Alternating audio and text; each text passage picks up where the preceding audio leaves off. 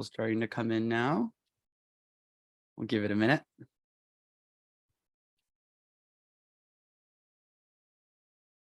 Welcome, everyone.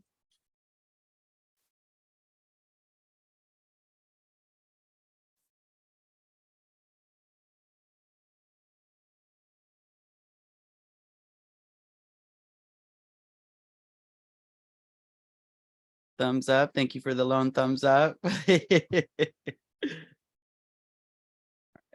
Just a couple more seconds here. Get settled. Everyone's in for a real treat today.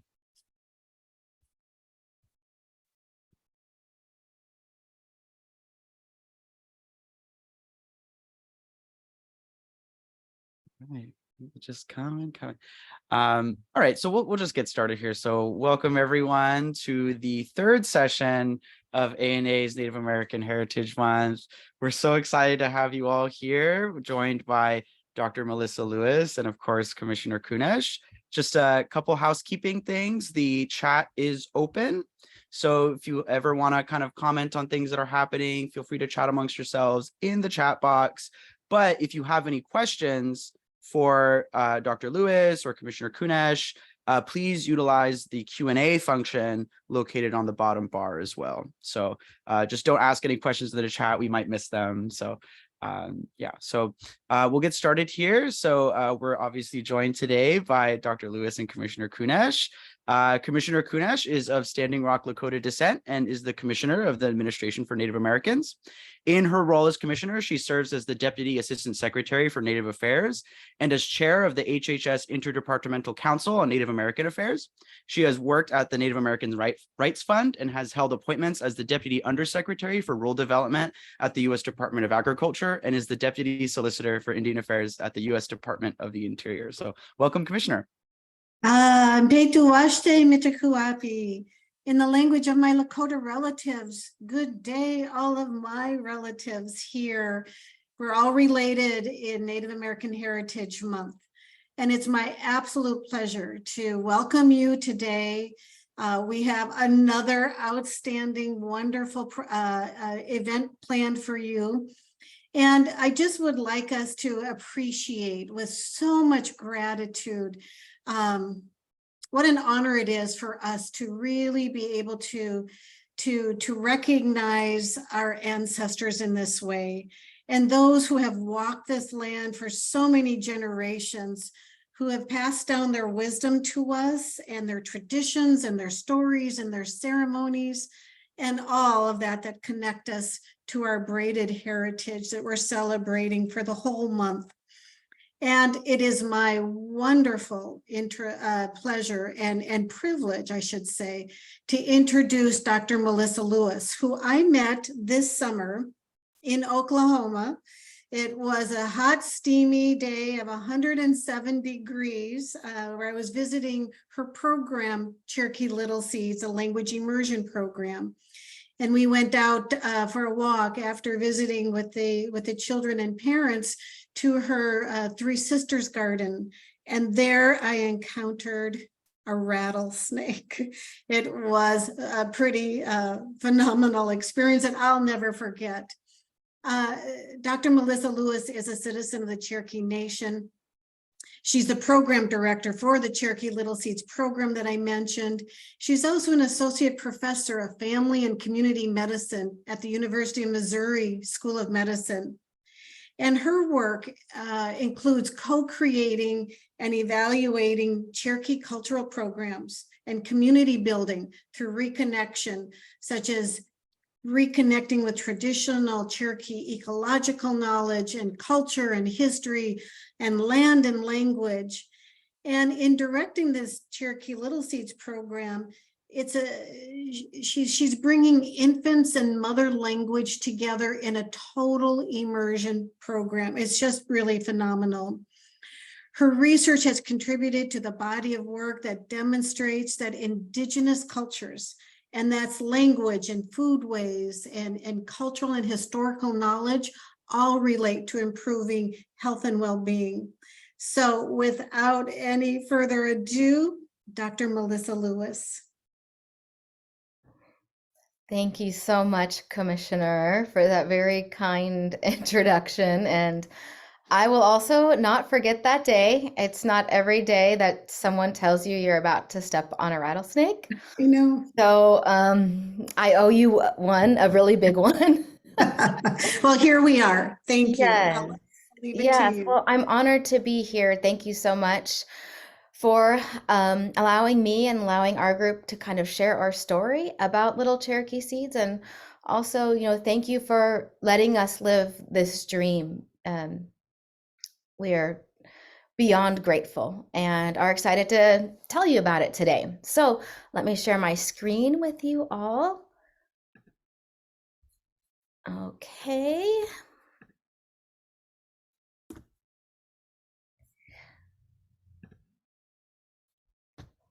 Okay, so Sione God Ejin Dawado. Hello, everyone. My name is Melissa Lewis. Like the commissioner shared already, I work at the University of Missouri School of Medicine, and I also am a program director at the American Indian Resource Center in Tahlequah, Oklahoma, for a program called Little Cherokee Seeds. And throughout this program, you'll maybe see a little bit of me going back and forth between those two roles. The first kind of role I want to share with you is a personal role. So I became pregnant in 2017 with my first child. And when I was pregnant, my husband and I and our family started to think about what kind of life we wanted for our son. And one thing that was very important to both of us was the Cherokee language and culture. And so on this journey, we started doing a few things. We wanted to make sure when he was born, the very first language he heard was Cherokee. So we did that.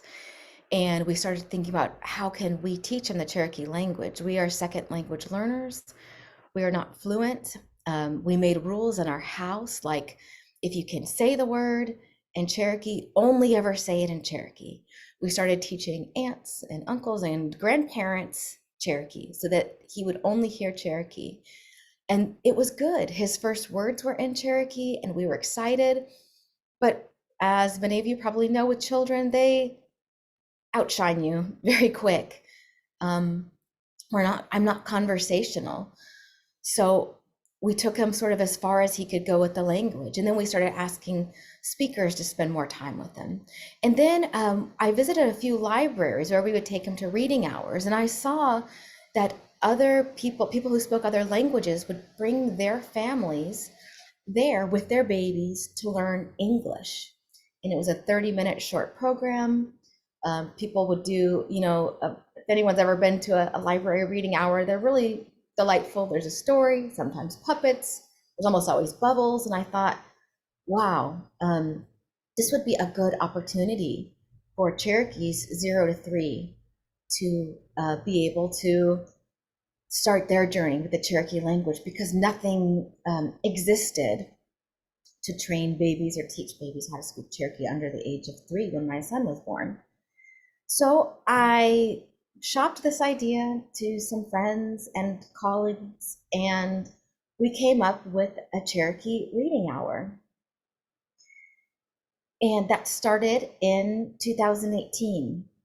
We did 3 different semesters where we would do different crafts, all in the Cherokee language, really targeting those little ones under the age of 3, planting the seed of language early. I do have a background in child development, so I know that the earlier that children can have access to the language, the better they would do with it. So the 3rd semester of this Cherokee reading hour was one that we had to do online. And it was in 2019 due to the pandemic. And in this semester, we really learned and grew a lot as a group. You can see we added other people. There's the teachers were not just fluent speakers, we had kids. We added puppets. We added like just a walking tour of some of the speakers' backyards. You can see some blackberries down there. Others kind of walk through their farm or their gardens and just describe what they saw. Other things that we learned is that children learn better when they have more than one speaker in front of them. They can hear different verb tenses. They can observe a conversation versus being, just told in one way, shut the door, commands, for example. So although it was a challenge going online for our Cherokee Reading Hour, we really learned a lot. But quickly into that semester online, we began to see the impact of the pandemic on Native people everywhere, on Cherokees, and specifically on fluent speakers. So our two lead speakers at the time kind of said, we all need to stop and really rethink what we're doing. In 2020, there was approximately 1,500 fluent speakers of the Cherokee language, and 135 passed away, with at least 20 who had passed from COVID-19. And as the years went on, the impact of COVID on our fluent Cherokee speakers became more and more clear, how it really changed the resources that we have, language, the people that we know, family members. Many people went from having a fluent speaker in their family to not very quickly. The average age of a fluent Cherokee speaker is over the age of 65. So with the direction of the fluent speakers in this program, we decided, they essentially said 30 minutes once a week is not sufficient. We need to create fluent speakers again. And fluent speakers are primarily created within the home. So we applied for a grant through ANA, and we received that grant. And last year, November 2022, we began a program of Cherokee immersion with 5 moms and their babies, like all between the age of 3 and 6 months when we started. So our vision is to see thriving Cherokee communities again, Cherokees who know and live their culture, and that live their language, culture, and values, and therefore will be healthy, balanced, and happy people. The speakers in our group really shared that language is medicine, and knowing the language will put these young Cherokee babies on a trajectory to be happy, healthy people, an important part of our community.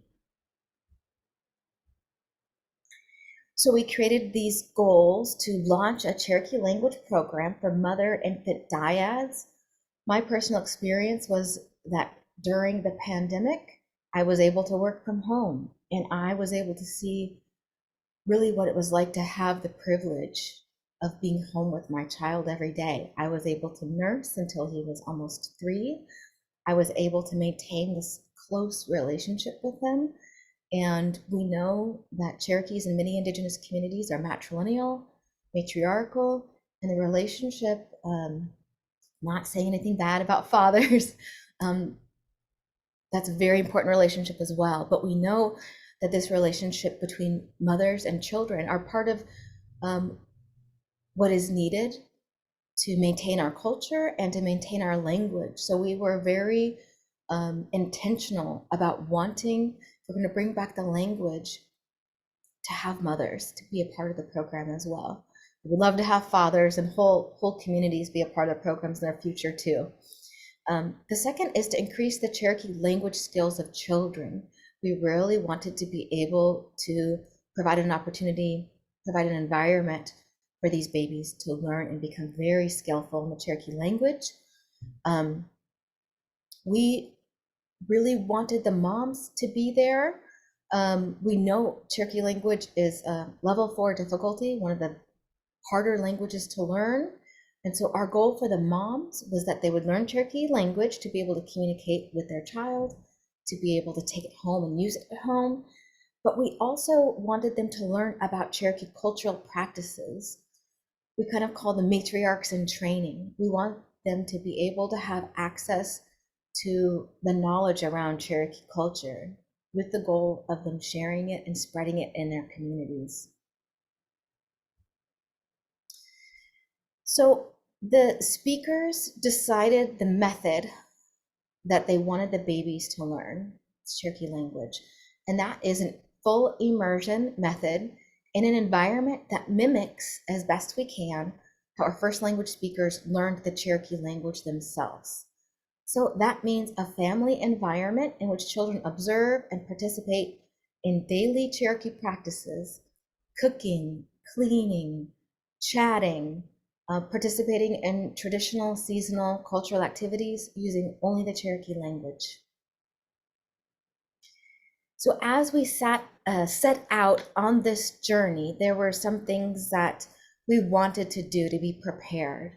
One of the things in my far right corner was to go to our Cherokee homelands, Chalag Uweti, and learn about traditional heirloom plants, foraging, traditional Cherokee foodways. So we visited our friends at the Eastern Band and learned about those Cherokee heirloom plants. We also wanted to learn about, there are some differences between the ecoregion in North Carolina versus Oklahoma. So we started attending conferences and meeting with other Cherokee elders and culture keepers. And there's some pictures of things here in our region now, chinkapins, pawpaws. We also built a medicine garden so that we could have a place for our moms and our staff to learn and to go and to use daily to address the needs of the health of themselves and their babies.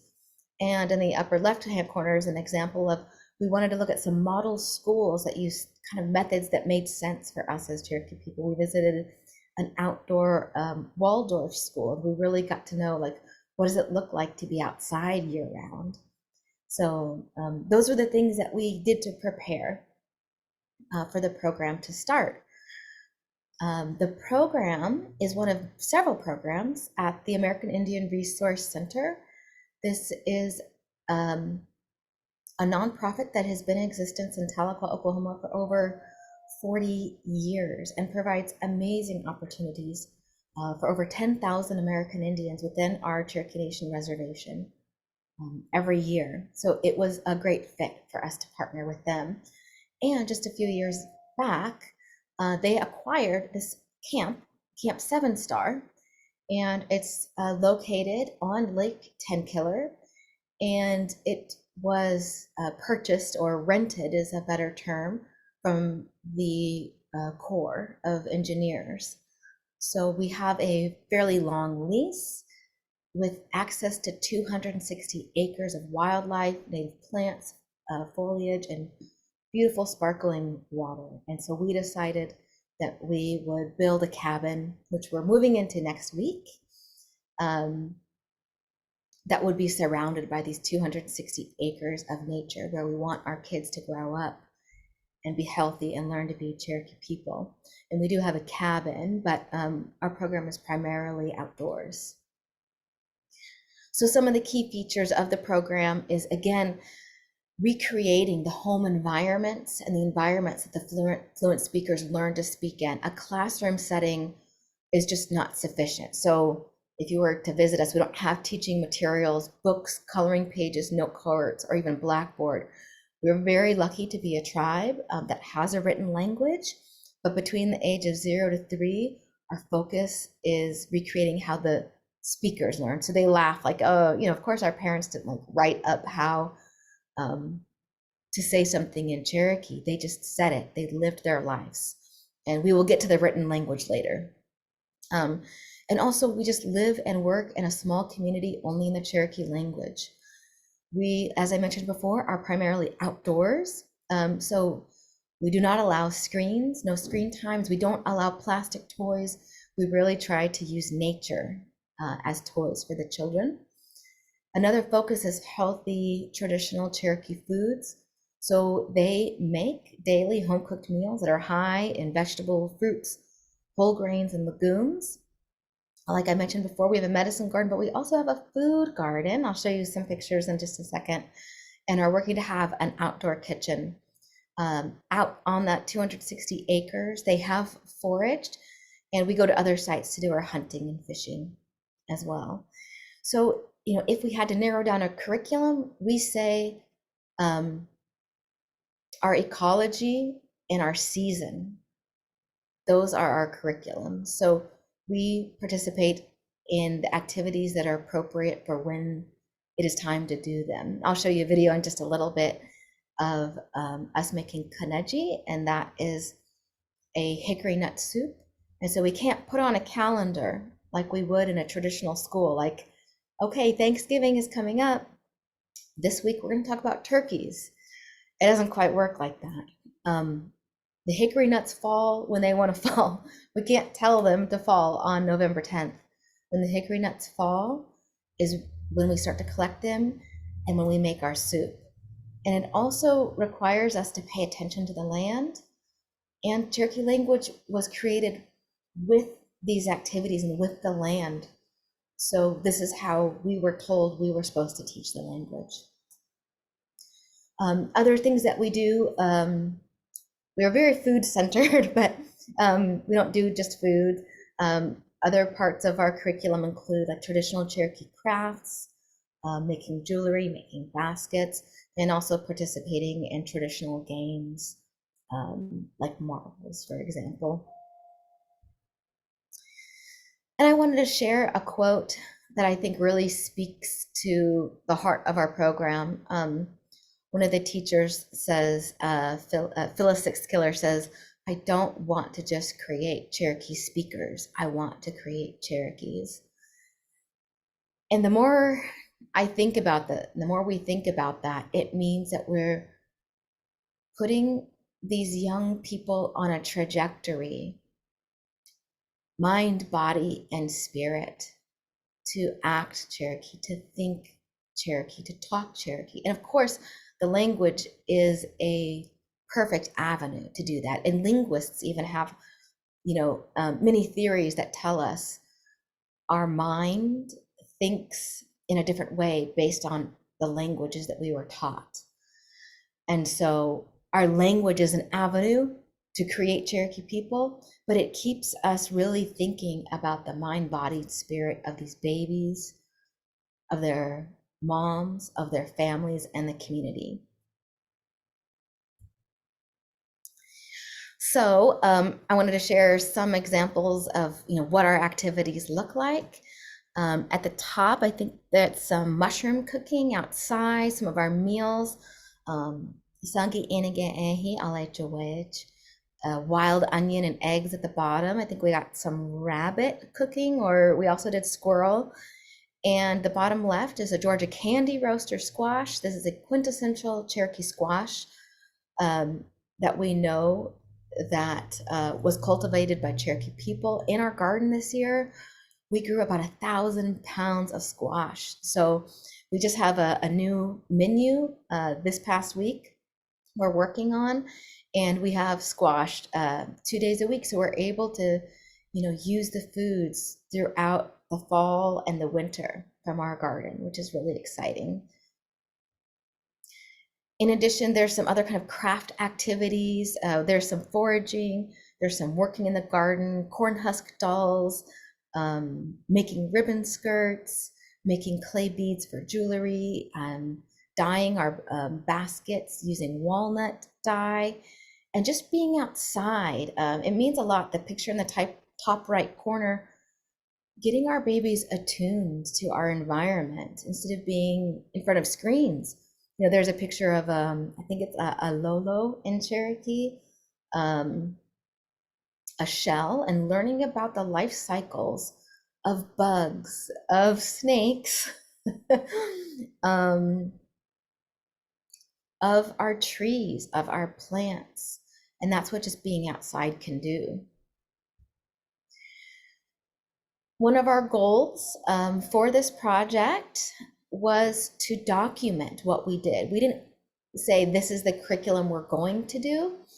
We propose to do it and then record it. So we've been in operations for 1 year, and this is an example of the traditional cultural activities that we do during each of the seasons. And it was kind of interesting to me to kind of color code. So what you see here on top are the food items, kind of food-based cultural items, and the brown and the bottom, the dark brown, are more kind of like the craft or game items. So you see like how things change during our seasons, what we spend our time doing. Last week was a great week to make kanaji. People call it a Cherokee delicacy, and I love that because it's delicious and amazing and nutritious. And I put a rough video together for you all, so please don't judge the cinematography. This was done over 3 days last week. Again, kanaji is a Cherokee soup that is made from hickory nuts. So you'll see the process of what we did. We were off site for these 3 days to go and gather the nuts and to make them at one of the teachers' homes. So I will go ahead, press play. There's no sound at first. This is about 4 minutes.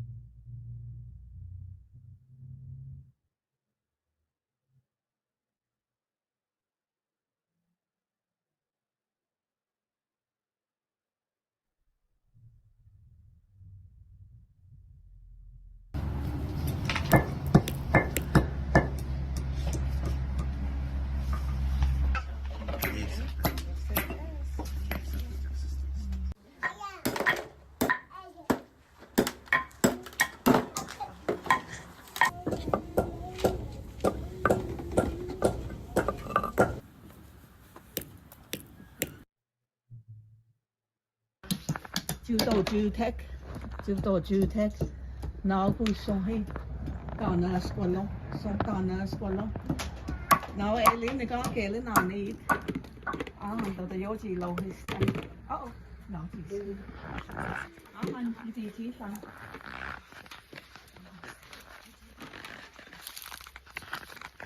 này có tiền là,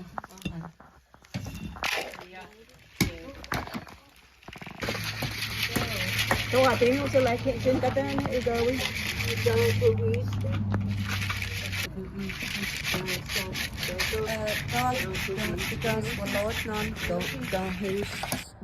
go hus tanna hena hawi yawi ka use to sui I got na yas ya ju yas to sui okay got lana khalil use I got ima no Alain stone till na go in han got steen na astos Ana Hawiana got too late ne got no got so well no chance got tasty kid astos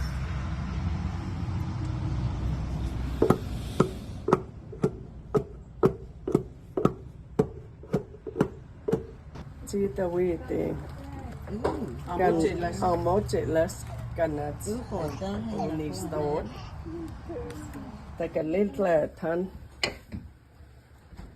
like that little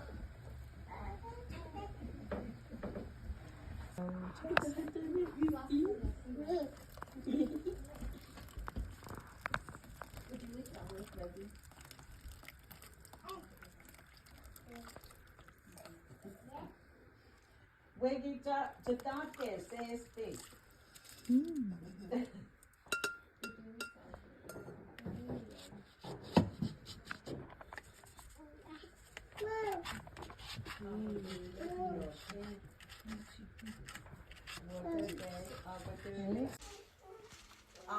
cái gì chị cũng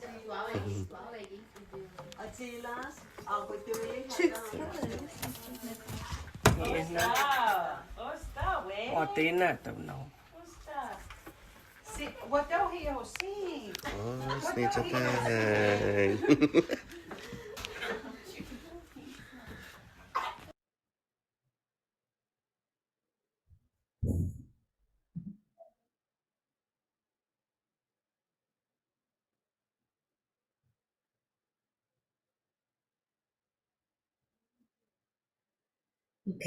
so that's the end of that video. I hope you all enjoyed that. I can say for me, I love hearing, like you hear moms and teachers and speakers and second language learners and babies kind of all throughout speaking Cherokee.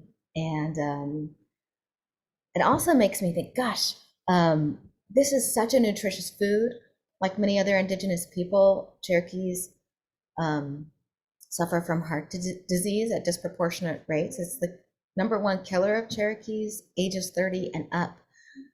This particular food, Cherokees historically and currently have eat a lot of foods that are nuts, hickory nuts, chestnuts. This is an extremely heart healthy food, very high in B vitamins, fairly low actually in calories and very high in healthy fats. This is really a superfood. Shh, don't tell people, but like most native foods, this is a superfood. And what's interesting is it's hard. It has a very hard shell, and if you see you crack the process that's done, it looks maybe to an outsider as kind of crude. You're squishing things together, but this is again extremely healthy food, extremely delicious food. And there's like, it's not a mainstream food because other people haven't been able to use the technology that Cherokees and other indigenous people have used to make it. So it's kind of like, oh, it's kind of like just an awesome food. I get excited about it. I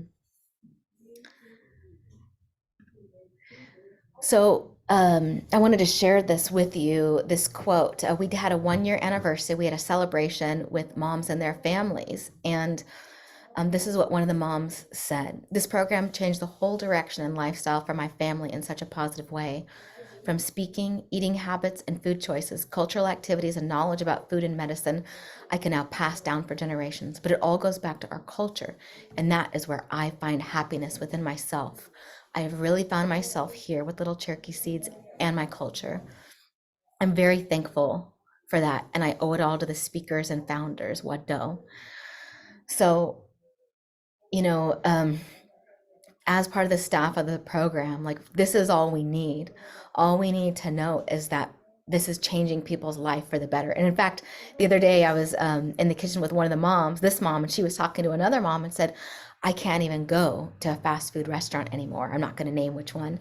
She goes, I used to go there and be fine and, just grab some food. She goes, now being in this program, like my stomach can't handle fast food. And to me as a health researcher, I was like, yes, now your body can feel those toxins. Excuse me. So kind of like as part of the staff, this is all we need to hear, that the babies are speaking Cherokee, that the moms' lives are improved and on a healthier mind, body, spirit track. As a healthcare researcher, I want to document things in a Western way. And so that's exactly what we have done as well. We have asked the moms to fill out surveys, and I want to share some of that data with you as well. I think that's important because it helps with additional funding. It helps with changing of policies in our tribes, in our states, in our country. If our country saw the impact that language has on the health and well-being of Native people, I would hope they would make the right choice and provide more resources to every tribe for the health and well-being of their communities. So with that in mind, I'll share a little bit about the results from the first 6 months of the program. There's 5 female participants. The average amount of kids they have is 2.5. About 60% have been to some amount of college. All are citizens of Cherokee Nation and grew up on this reservation. This is what's interesting to me. All had a grandparent who was a fluent speaker, but you could see the change in the generations and the timeline. None of them have a parent who was a fluent speaker. Many of them had someone in their lives, a great aunt, a grandmother, someone who knew their child but has also passed away within this generation. So it is very heartwarming to hear them share that these women are like their aunts now, and aunts. And so let me share a little bit about what we've collected data-wise. There's only 5 people. We can't do statistical analysis, so we would call this a trend.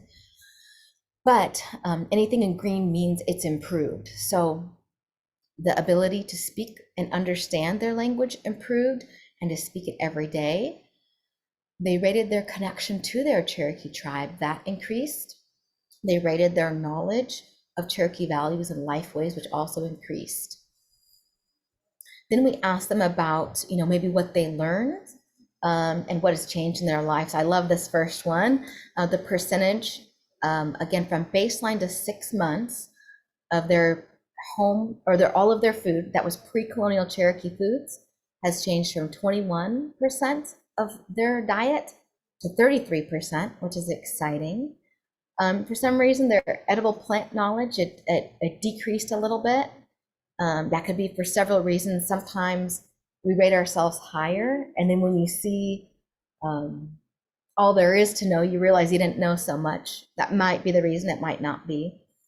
They reported that they increased their knowledge of Cherokee plant medicine, craft knowledge, Cherokee heirloom farming, and seeds and seed keeping.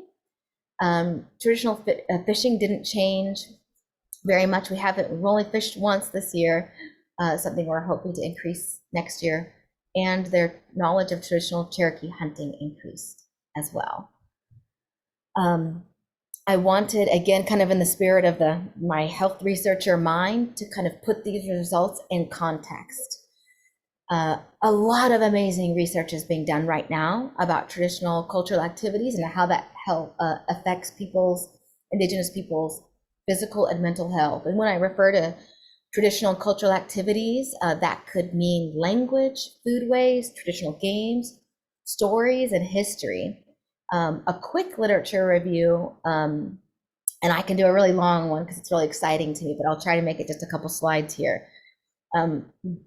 A quick literature review would tell us that Indigenous people who strongly identify with their culture, that take part in traditional cultural activities, have improved academic performance, improved positive mental health, that's for youth and for adults, have reduced substance use, again, youth and adults, and even have improved physical health. People that take part in their traditional culture are less likely to smoke, be diagnosed with obesity and diabetes. I wanted to highlight some of my inspirations, some of my favorite programs that are happening now or have happened. One you may or may not be familiar with is a Blackfeet culture camp. And if I can step back a little bit, I got too excited about these programs. Some people use the terms culture as treatment or culture as prevention. So I want to share with you some examples in each of those categories. So this one is treatment. So this is Indigenous culture to treat a specific disease or a specific symptom. In this first one, it's around substance use. And Dr. Joe Gunn and his colleagues say that this post-colonial return to Indigenous cultural orientations and practices is sufficient for affecting abstinence and recovery from substance use disorders.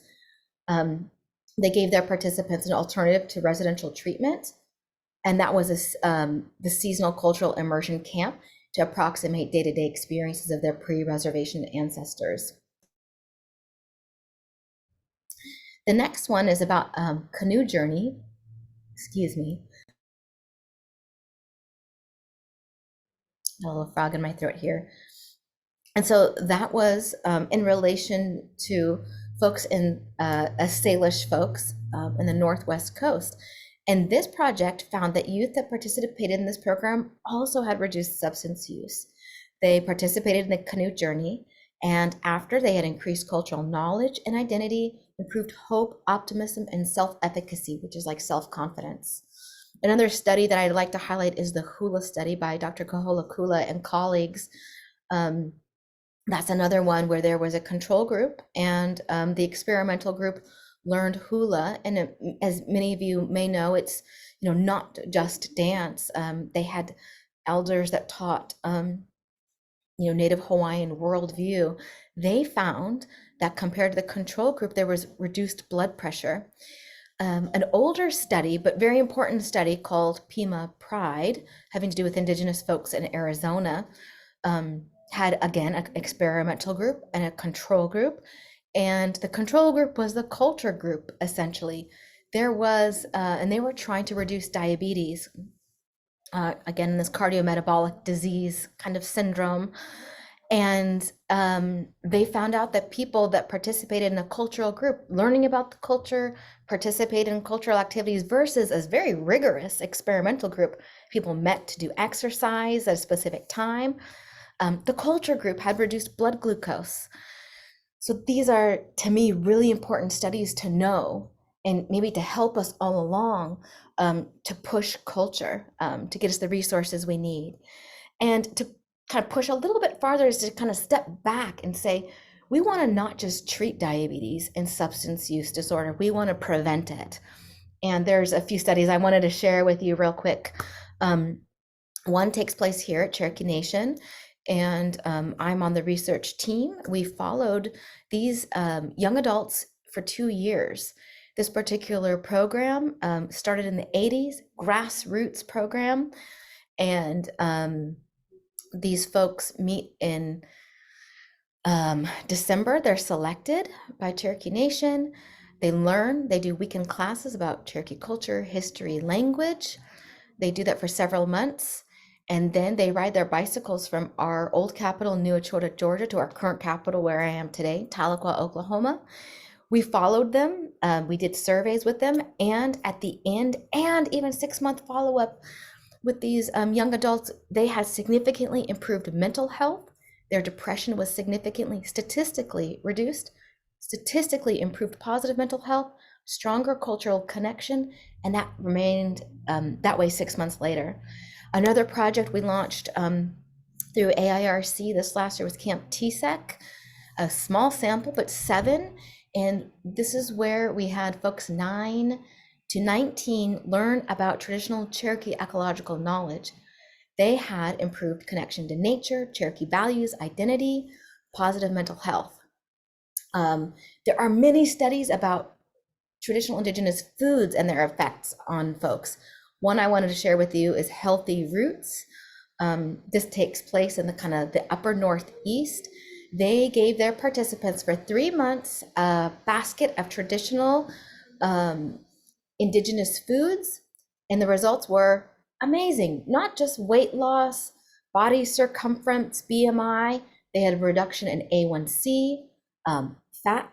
They measured through MRI, were significantly reduced. They had reduced depression and reduced chronic pain. That's one of my favorite studies. One study I want to share with you is about language. This is one that I was very lucky to be on the team with. We just published this last year.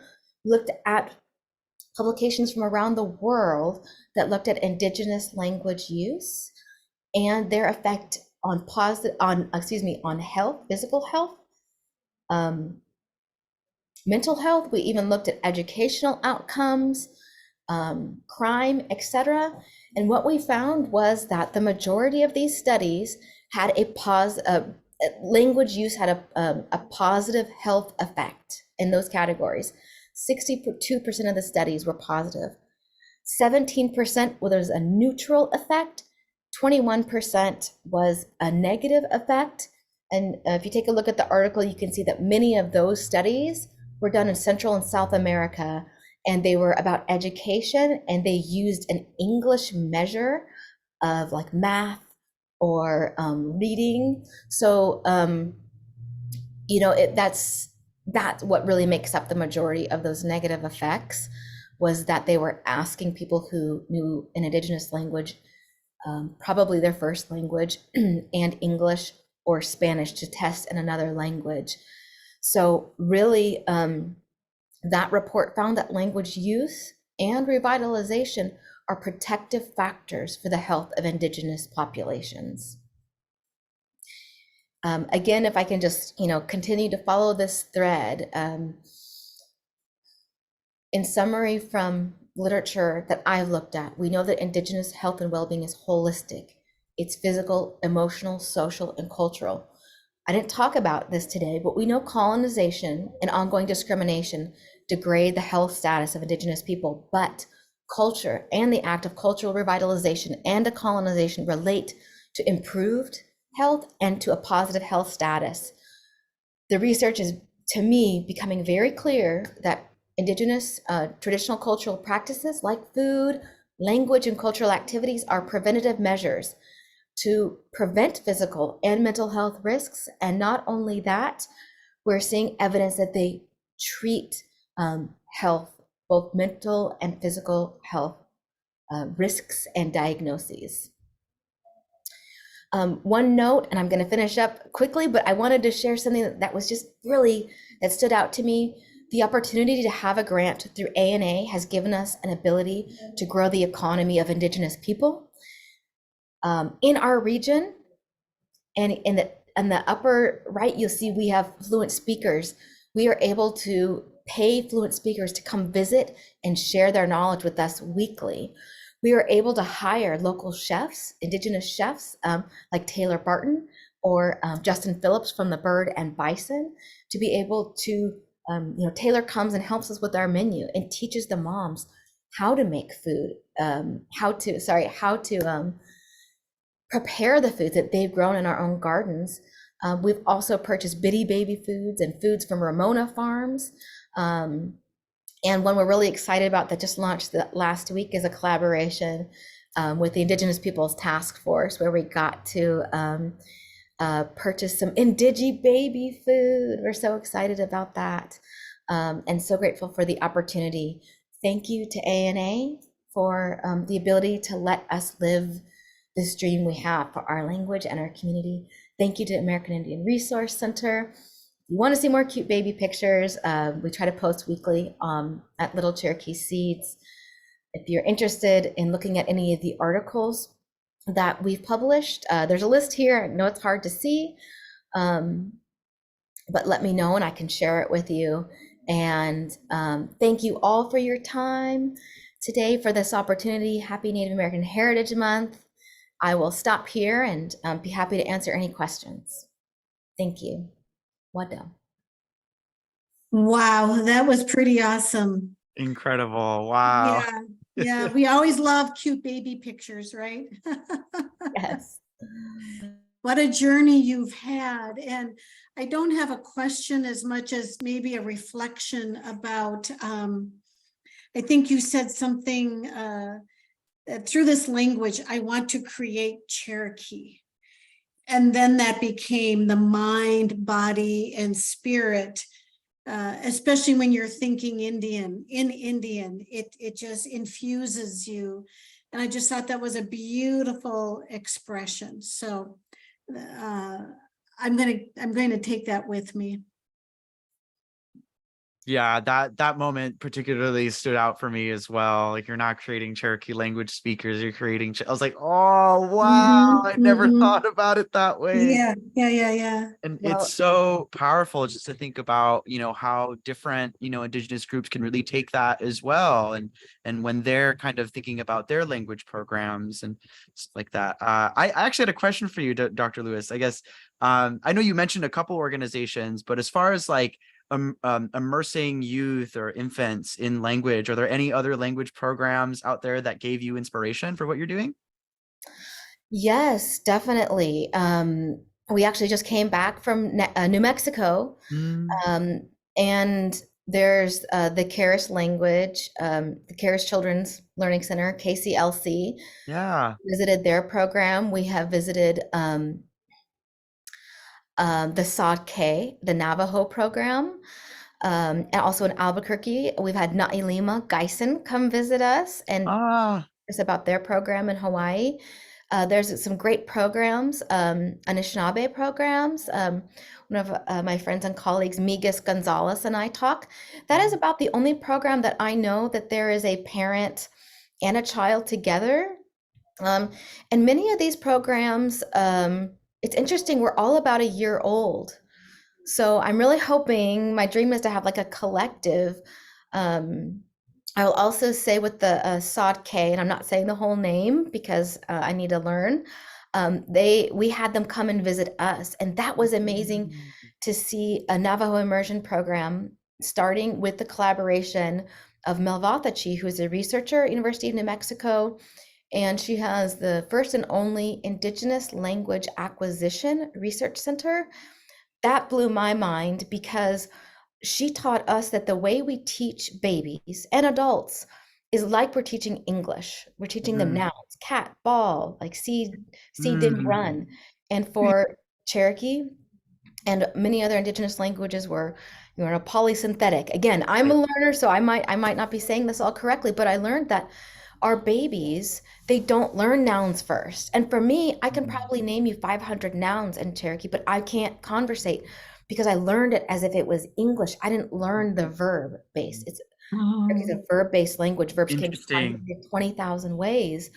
And so where I am stuck, she is saying that is where we need to rethink how we teach babies. And so that's really helped empower us because it made us think about what are our baby's first words. And so if I want to say I want something, awa dooley.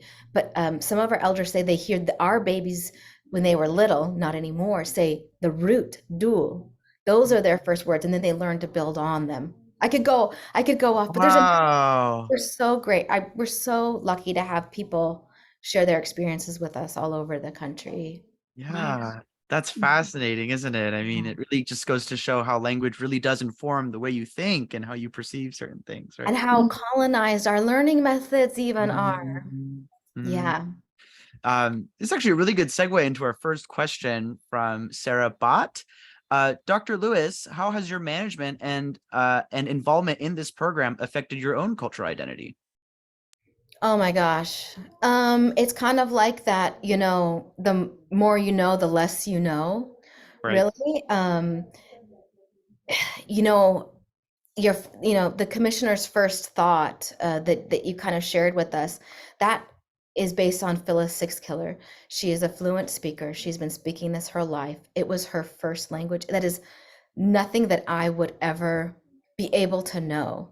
It makes me, and I'm not mad at myself. It's not in a mean way, but I do not have the ability I don't have the ability to lead this program. I'm the program director, but I do what they say because I know it's best. I shared my personal journey, but each of them have their own language journey, which has gotten them here, which to me is probably a lot more rich. I apologize, we didn't get the real stars today, but that's really what I learned, like to really, I'm in a place of learning. I'm in my mid-40s to step back.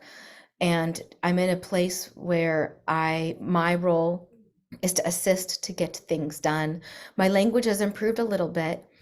This dream was a dream for my son, and he won't be able to realize that dream. And sometimes that's sad, but it's not really, because the dream is, what would I do if I had my son speak Cherokee? Who would he speak to? This program is all of our dreams. We're building a community of Cherokee speakers to talk to each other and let this language live another 75 years. So I learned that I don't know a lot. And some people get upset when speakers say, if you don't know the Cherokee language, then you're not really Cherokee. And I'm not mad at that at all. I understand that, which makes me push even harder to make sure we have Cherokee speakers in our next generation. That is truly amazing to think about that. Does your son now have people outside his family to talk Cherokee or to hear Cherokee? They're all his aunties and uncles now, and so he hears it more. But really, the honest truth is, even though we've put so much into it, that there was some pictures of him in that the Kanaji making last week, and he's 5. Mhm. And when I tell him no Cherokee, he's 5, so kids can't always follow directions as well as they want. And he'll respond and he'll say hello, but kids' minds just get going. What I'm trying to say is I brought him into that environment of all Cherokee environment, and he still used a little bit of English. That's Mm. how invasive the English is, and that's why we are so very staunch and strict that no English is allowed. We don't allow screens because for him, he's all I can have solace in personally. Oh, you guys are asking such personal questions. I can have solace that he knows more Cherokee than I did when I was his age. And I can keep hoping for more, but he's not going to be able to do what these babies can do. And that's okay. Wow. Wow. Well, your perseverance, your discipline, your commitment is just so commendable. If only we could do that. One last question. Do you recommend online resources for language learning? Well, as you guys have gotten to know me, you know that like I'm not a Cherokee teacher and I don't know a lot of Cherokee. I feel like I'm learning about all of this. I think we have to do everything we possibly can. And I say this, these are my 2 messages. Use everything that you possibly can. Every resource that you can possibly use it. The moms have homework assignment 10 hours a week to give their baby Cherokee. Wow. That could be with a fluent speaker or listening to, we have a Cherokee radio show, or Cherokee Nation has a lot of great resources. So they can do any of that. We don't let them have screen time. So sometimes there are videos. So we just say, just let them hear it because we want that to be in their ear all the time. Right. I'm a proponent of using every resource you possibly can, but I also think like we have to have these real moments. Like, the speakers taught me, we have to have these real moments, these real conversations saying, what will children who only know English and are using a video game only, Yes. what will that get us? What Yes. is, our 7 generations forward? What is our 1 generation forward plan? So if you can use those hand in hand, I say do it. I'm lucky to be a part of a tribe that loves technology and uses it, and I'm a big advocate of that. But you have to strategically think about where that fits and what that will get you and where you want to go. I appreciate that. That's my go-to place when I need to hear or learn something, unfortunately. But when I'm in a community of language speakers, my heart just melts and I'm just sinking right into it. Yeah. At every stage, everyone can, try to do something wherever they're at, and that makes a difference. So totally agree. Good. Looks like we have time for one really short question right here. Comes from Colby Don. Dr. Lewis, could you explain how one might be able to participate in Camp 7 Star? Okay, well, the Little Cherokee Seeds program, we are actually accepting applications for a second cohort right now. We didn't think we'd be able to, but we are. We started with 5 babies. We've had 2 moms had other babies, so we have 7 babies. So we are accepting applications. We're going to have a second cohort. And that's sort of like, we have big dreams, but that's sort of what we have support and resources for now. American Indian Resource Center, you can go to their website. They have lots of wonderful programs. They have programming at Camp 7 Star throughout the summer and even throughout the year for American Indians in the Cherokee Nation jurisdictional area. So hopefully that helps. Wonderful, wonderful. Thank you so much, Dr. Lewis. Thank you all Thank you. so much. Opila Tonka, and until we see each other again, maybe in Oklahoma. I hope so. Right. Yes. And for our audience, yes, so be sure we have one more session left coming up on November 30th. And that is with James Beard Leadership Award winner, Rowan White, who's going to talk about her seed keeping with Sierra Seeds. So that should be a really, really exciting conversation. Hope to see you there. The link for that registration is up on the ANA website. So please register when you can. Anyway, thank you, everyone. Enjoy your day. Bye.